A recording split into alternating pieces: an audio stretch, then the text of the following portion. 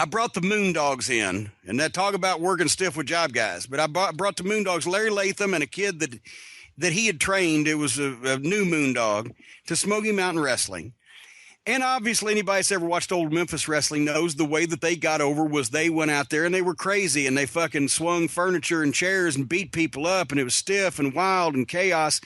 So I put them out there on TV and I was managing them. They were coming for the Rock and Roll Express. And for the job guys, I figured, oh, fuck, I hate to do it to any of my.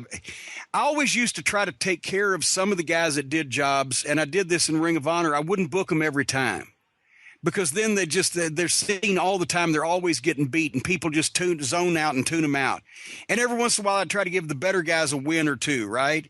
But for the Moondogs, I said, who do I not care if they don't come back, right? And it was somebody, and this one kid in Morristown had been begging and pleading. He'd been trained by the Outlaws. He looked like Ned, just small and nondescript, and he worked at a convenience store, but he would just wear us out, begging to be booked and wrestle for Smoky Mountain Wrestling. I said, all right, here's your chance. So we go to the TV, and the Moondogs, they go out there and they throw the guys out of the ring, and they start beating them up, and there's garbage cans and everything. And then Larry Latham grabs a metal folding chair. And remember, this is before I'd ever witnessed any ECW shit, right? This is like 1993, 94. This was a whole new. He took this folding chair and over his head and swung it as hard as he could. And the kid from the convenience store didn't put his hands up. I had never seen that before. Somebody would swing a chair at you, didn't put your hands up. Maybe he didn't have time. And hit him. I've never heard a sound like this. It was like you'd hit a fucking watermelon with a sledgehammer. Boom. And I was convinced that this guy had brain damage. If he lived, he was going to be a vegetable. I'm seeing him hooked up to a machine. Smoky Mountain Wrestling's out of business. And I fucking looked at Brian Hildebrand, referee, and Mark Curtis. I said, ring the fucking bell.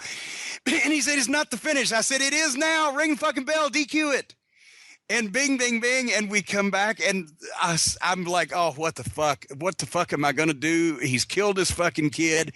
And as I start to get somebody to go over there and call the ambulance or see whether the guy needs to be carried or whatever, the guy pops up in the fucking locker room and says, hey, Jim, can I make next month's TV too?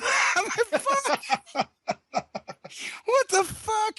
I never booked him again for his own health and safety and well-being. But that's the thing, we've talked about the hardcore stuff and the whole 9 yards. People didn't do that then. I was mortified by that. There's no art to that. It's just stupid. The art in wrestling was when you swung the fucking chair, and the guy, and Bob Eaton was a master. He put his hand up just in a nick of time to make a smack and sell it, but he really just grazed him, and boom, and it looked like it killed you. That was the art. Any fucking idiot can just take a blunt instrument and just hit somebody as hard as they can, and any real idiot can let somebody do it.